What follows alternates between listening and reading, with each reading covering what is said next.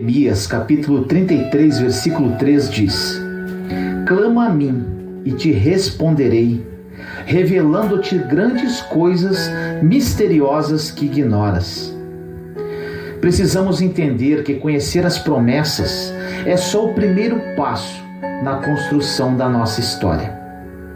Conhecer as promessas é entender a identidade que se tem. Depois que entendemos o que Deus espera de nós, precisamos nos mover, precisamos sair do lugar. Há algum tempo atrás, mais um recorde mundial foi quebrado. Um queniano conseguiu completar uma maratona de 42 quilômetros em menos de 2 horas. Ele estava tão animado que chegou a comparar esse marco histórico com a primeira vez que o homem pisou na Lua. Algumas coisas nessa corrida nos chamam a atenção. A primeira foi que, para que ele conseguisse bater essa meta e romper esse recorde, mais de 40 pessoas acompanharam-no ao longo da jornada. Eles foram divididos em grupos de mais ou menos 7 pessoas e ajudavam a ditar o ritmo ao longo da maratona. O corredor está lá, focado em vencer. Só que existem pessoas que estão lá focadas em ajudar e mostrar para ele o ritmo certo para chegar até o final dentro do tempo estipulado. Ele pode ser o melhor do mundo, pode ter o melhor preparo, a melhor genética, mas precisa de pessoas junto com ele, ditando o ritmo e dizendo: você não vai parar no meio do caminho, você não vai desistir aqui. Ainda existem alguns quilômetros para você enfrentar. Você não vai parar até que chegue na linha final. Outra coisa que nos chama a atenção: além dessas pessoas ajudando durante a corrida, existia um carro elétrico na frente do atleta, que projetava um facho de luz a laser, para que o corredor soubesse quais eram as melhores partes do percurso para percorrer.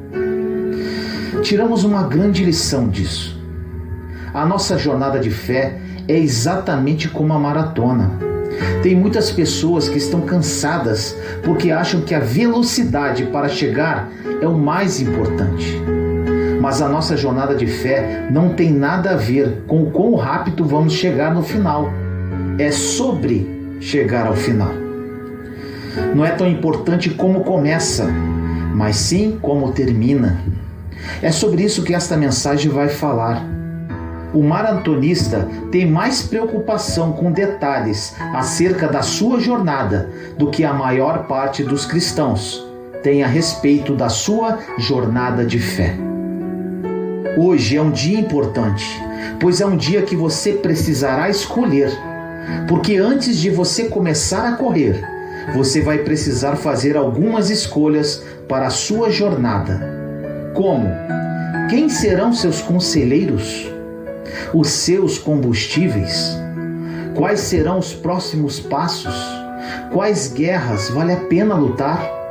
Quais portas você precisa entrar? Quem vai te manter de pé? Quem te justifica? Quem provê sobre a sua casa? No livro de Hebreus, capítulo 12, versículos 1 e 2 diz: livremo-nos de tudo que nos atrapalha e do pecado que nos envolve. Corramos com perseverança a corrida que nos é proposta, tendo os olhos fixos em Jesus, autor e consumador da nossa fé, porque ele, pela alegria que lhe fora proposta, suportou a cruz, desprezando a vergonha, e assentou-se à direita do trono de Deus. Pensem bem naquele que suportou tal oposição dos pecadores contra si mesmo, para que vocês não se cansem e não se desanimem. Jesus, um pouco antes da sua morte, observou pessoas fazendo pouco caso dele. Aqueles que caminharam ao lado dele diziam que não sabiam mais quem ele era. Quando ele estava a ponto de ser entregue, de ser traído, nos momentos finais, onde ele chegou ao ponto de transpirar sangue por estar muito angustiado. Nesses momentos tristes e agonizantes, Você sabe o que manteve Jesus de pé, sem desistir e sem voltar atrás? Grave isso. É porque ele olhava para a alegria que lhe fora proposta. E você sabe que alegria é essa? É olhar para você e para mim e ver que o pecado não poderia mais roubar-nos dele. É ver que nossa vida nunca mais será a mesma, porque há poder naquele sacrifício para livrar-nos da morte. Jesus olhava para o fruto da redenção e sabia que valeria a pena tudo o que ele iria enfrentar. Pois, ao terceiro dia, quando ressuscitasse, ele envergonharia o inferno, a morte. Ele tomaria as chaves, ele reinaria sobre tudo aquilo que um dia nos separou da criação. Jesus olha para nós hoje e diz: valeu a pena. Talvez a sua pergunta seja: Vinícius, como que isso se encaixa na minha vida? É simples. Às vezes estamos desistindo de um propósito que Deus tem para nós, porque esquecemos das promessas que Deus já fez e que não tomamos posse. Se Deus prometeu a você uma família, não é na primeira crise do seu casamento que você vai jogar tudo para o alto. Se Deus prometeu a você que vai suprir as suas necessidades, segundo as suas riquezas em glória, não é a primeira empresa que falir ou você perder o emprego que vai fazê-lo desistir daquilo que ele te prometeu dali em diante. Agora, nunca esqueça disso. Não importa se é a primeira ou a última, se Deus é aquilo que te mantém de pé, nada é capaz de abater ou paralisar você. Por que muitos cristãos estão ficando no meio do caminho? Porque eles olham demais para todo o processo e esquecem da alegria que nos fora proposta. Eles esquecem que temos um refúgio, temos uma fortaleza, temos alguém que nos adotou como pai. Somos a genética do Deus que criou todas as coisas. Andamos ansiosos porque estamos focando naquilo que não temos controle e negligenciando aquilo que Deus nos deu o governo. Quantos estão preocupados com as suas finanças, mas nem sempre se preocupam quão generoso serão na hora de ofertar para a obra do Senhor? Quantos estão preocupados com a violência de uma forma macro, mas estão negligenciando a criação dos seus filhos? Quantas vezes estamos preocupados para onde o mundo está caminhando, mas nem sempre estamos preocupados para onde a nossa casa está indo?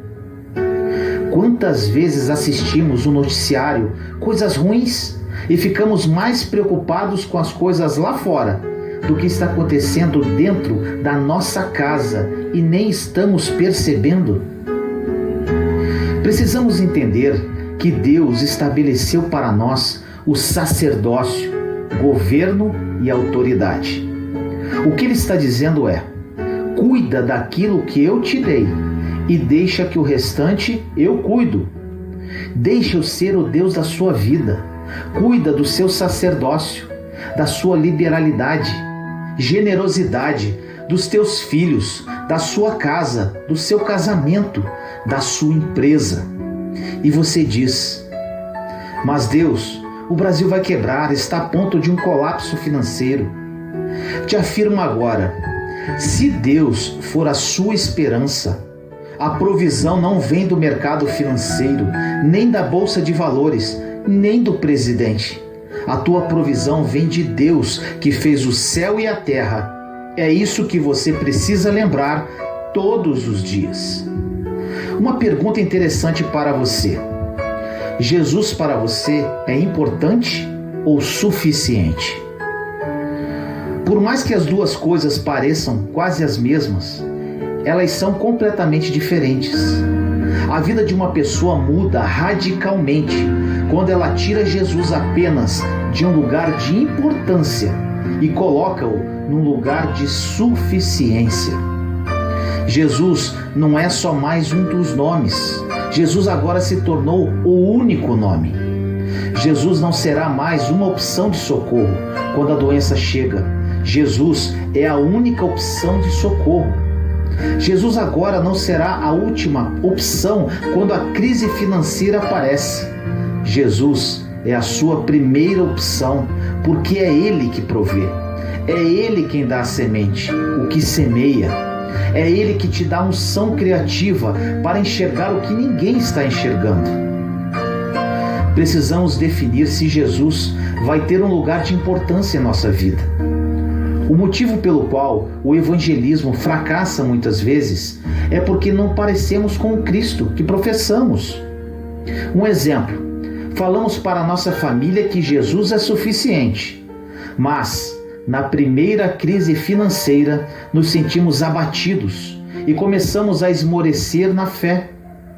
Muitas pessoas estão dizendo nas redes sociais que Jesus é o suficiente, mas no primeiro problema de relacionamento já dão espaço para pensamentos de morte, de desistência e começam a questionar a fé. Meu irmão e minha irmã, quando declaramos para o mundo que Jesus é o suficiente, estamos dizendo que nada mais precisa ser acrescentado, porque todo o nosso vazio já foi preenchido por Ele. Um detalhe sobre o encontro de Jesus e Marta. Poucas pessoas percebem. Quando Jesus chegou, Lázaro estava morto. O povo todo estava desesperado. Alguns até chateados com Jesus, questionando por que ele não veio antes. Outros choravam pela morte de Lázaro.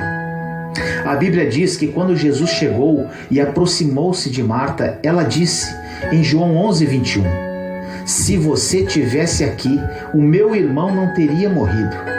Então disse Jesus, Marta, o seu irmão vai ressuscitar. E ela diz para Jesus, eu sei que ele vai ressuscitar na ressurreição dos mortos, no último dia. E Jesus diz para ela, seu irmão vai ressuscitar agora. O interessante nesse encontro é que a primeira coisa que Marta faz é jogar Jesus no passado. Se você tivesse se movido antes, se você tivesse chegado antes, se você tivesse interferido antes. Ela joga Jesus em um tempo que já não existe mais. E quando Jesus falou sobre ressuscitar, a mesma o jogou para o futuro, no último dia, na ressurreição. Ou seja, ela colocou Jesus em um tempo que ainda não chegou. Mas Jesus não existe apenas para trazer sentido ao passado, mas sim esperança para o futuro. E mudou a história dela no hoje. O que isso tem a ver com a nossa vida, com a nossa história? É porque às vezes falamos, Senhor, se aquilo tivesse sido diferente, se aquela porta tivesse aberto um pouco antes, se aquele negócio tivesse sido fechado, se aquela entrevista tivesse dado certo, se aquele convite para aquela empresa tivesse acontecido, se eu não tivesse falado o que eu falei, se eu não tivesse feito as alianças que eu fiz. E Jesus te diz hoje, pare de me colocar em um tempo que não existe mais e olha para aquilo que está disponível hoje. Eu, Jesus, continuo mudando histórias, eu continuo liberando destinos, eu continuo curando os enfermos, eu continuo restaurando casamentos, eu continuo ressuscitando o que morreu em sua vida. O mesmo Deus que fez o passado continua fazendo hoje. Durante a nossa jornada de fé, precisamos escolher que Jesus é o suficiente. Deus pode liberar para você palavras, destinos, pode te dar algo tão poderoso que você nem ousaria um dia imaginar. Ele pode mudar para sempre a sua história. Jesus é importante e o suficiente. Precisamos fazer um exercício prático. Quando alguma coisa acontecer, uma circunstância adversa, quando tempestades se levantam, quando as coisas fogem do nosso controle, Precisamos fazer memórias e pensar que não somos qualquer um, pois carregamos promessas do nosso Pai e elas vão acontecer, porque aquele que prometeu é fiel para cumprir. As coisas podem passar, palavras podem passar, promessas de homens passarão, cenários, circunstâncias, mas as palavras que eu carrego não passarão, diz o Senhor. Você sabe o que Deus estabeleceu para nós através da redenção? Ele trouxe para nós acesso à paz que excede todo o entendimento, Filipenses 4:7. Temos acesso à ausência de ansiedade, 1 Pedro 5:7, que diz: pois lance sobre ele toda a vossa ansiedade, porque ele tem cuidado de vós. Temos proteção em meio ao deserto, Salmo 23:4, que diz: mesmo que eu ande pelo vale da sombra da morte, mal nenhum eu temerei, porque tu estás comigo. Temos acesso à provisão, Filipenses 4:19, que diz: porque o meu Deus suprirá todas as necessidades de vocês, segundo as suas riquezas em glória. Temos acesso ao cuidado, Salmo 91:7, que diz: porque 1000 podem cair ao teu lado e 10.000 à tua direita, mas você não será atingido. Nós temos acesso ao renovo, Isaías 40:29, que diz: ele fortalece o cansado e dá grande vigor ao que está sem força. Porque até os jovens se cansam e ficam exaustos, os moços tropeçam e caem, mas aqueles que esperam no Senhor têm esperança, renovam as suas forças, voam bem alto como águias, eles correm e não ficam exaustos, eles andam e não se cansam. Deus nos dá descanso. Mateus 11:28 diz: pois vinde a mim todos vós que estáis cansados e sobrecarregados, que eu vos aliviarei. Tomai sobre vós o meu jugo e aprendei de mim, que sou manso. Existem todas essas realidades, mas precisamos entender que elas estão disponíveis, não ontem, não amanhã, mas hoje. Ouvimos tantas pregações, mas o que vai mudar a nossa história não é a quantidade de revelações que ouvimos, mas a quantidade de revelações que colocamos em prática em nosso dia a dia. Eu não quero compartilhar com você mensagens de ânimo, porque a base do ânimo é a emoção, e emoções passam. O que eu quero compartilhar com você é que Deus continua fazendo milagres sobrenaturais, sinais e maravilhas. Mas você precisa se mover na altura dessa revelação. Entenda quem você é e caminhe debaixo dessa revelação. Você precisa saber qual a sua identidade como filho ou filha de Deus, pois o entendimento dessa identidade liberará o favor de Deus sobre a sua história. Se você sabe quem é, saberá do que pode. Se você sabe quem é, saberá até onde vai. Se você sabe quem é, saberá o poder e a autoridade que carrega. Você precisa acreditar que Deus pode fazer, ou confiar no que Ele já fez. Acreditar no que Deus pode fazer é uma possibilidade. Confiar no que Ele já fez é uma certeza. Uma coisa é você estabelecer os seus próximos passos, entendendo que, quem sabe, um dia Deus estabeleça a promessa que fez. Outra coisa é você entender hoje e levantar a sua cabeça, sabendo que a promessa que Deus fez para você já se cumpriu, que você só está caminhando para chegar até lá. Você precisa escolher. Você vai só acreditar que Deus pode fazer, ou você vai começar a caminhar tendo o entendimento de que Ele já fez o que prometeu? Em Hebreus 11 diz que a fé é a certeza daquilo que esperamos e a prova das coisas que não vemos. A verdade é que Deus já nos abençoou e existem muitos, mas muitos cristãos que estão cansados de esperar, para serem abençoados. Enquanto em Efésios capítulo 1, versículo 3 diz: Bendito seja o Deus e Pai do nosso Senhor Jesus Cristo, que nos abençoou com todas as bênçãos espirituais nas regiões celestes. Já fomos abençoados, pois Deus, apesar de nossas falhas, nos ama demais. Não tem nada que você faça capaz de fazer Deus te amar mais. Não tem nada que você faça que é capaz de fazer Deus te amar menos. Porque não tem a ver com quem você é. Deus olha para você e se vê. Quando temos consciência da promessa, as circunstâncias não nos param mais. Pessoas podem te perseguir, te caluniar, desprezar a unção que você carrega, rejeitar a verdade que você tem, criticar tudo o que você faz, impedir o seu crescimento, mas mesmo que tudo se levante contra você, ninguém pode roubar a promessa que sobre você foi liberada. Por isso que o inferno fica revoltado conosco. O diabo pode tentar mover qualquer coisa de forma exterior, mas ele não tem acesso à promessa que foi liberada dentro de você.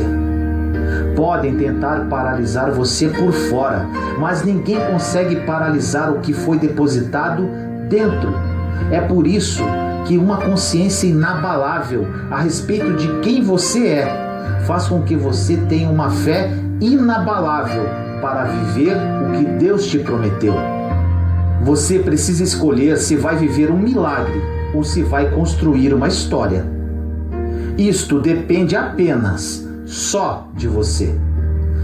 Existem muitos homens fortes que estão cansados porque chegaram no limite que seu braço consegue conquistar. Quando você entender que não tem nada a ver do quão bom você é, você vai descansar na bondade de Deus. Deus não tem bondade, Deus é bondade. Não é uma característica dele, é parte do seu caráter. Quando você entende isso, acaba descansando em meio às circunstâncias, por piores que sejam. Podemos considerar muitas pessoas como heróis na fé, mas eu te digo uma coisa: talvez você nem saiba, mas na sua casa você é um herói. Seus filhos olham para você e eles esperam um comportamento. Seu cônjuge olha para você e, por mais que ele nem tenha compartilhado, ele também espera um comportamento. Sabe por quê? Porque você é um exemplo para eles. Porque quando tudo poderia te parar, você não desistiu. Então continue assim. Continue caminhando, mesmo que tudo se levante contra você. Continue caminhando, mesmo que as coisas pareçam improváveis. Mesmo que algumas contas não fechem. Mesmo que algumas coisas não façam sentido. Mesmo que a lógica não consiga te amparar. Mesmo que não haja base de segurança para as promessas que Deus te fez.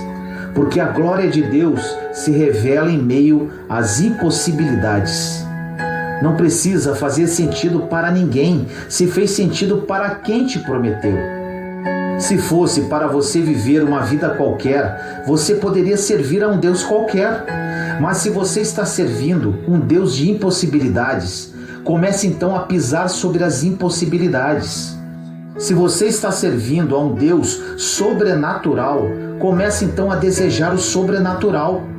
O incrível é que o que parecia impossível no passado, agora é só um laço daquilo que Deus fez e vai continuar fazendo no futuro.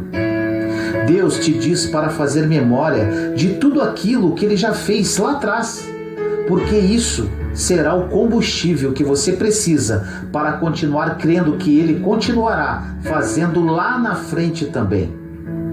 Nunca esqueça de onde Ele te tirou. Não esqueça dos sonhos tão pequenos que você carregava. Deixa Deus começar a estabelecer os seus passos.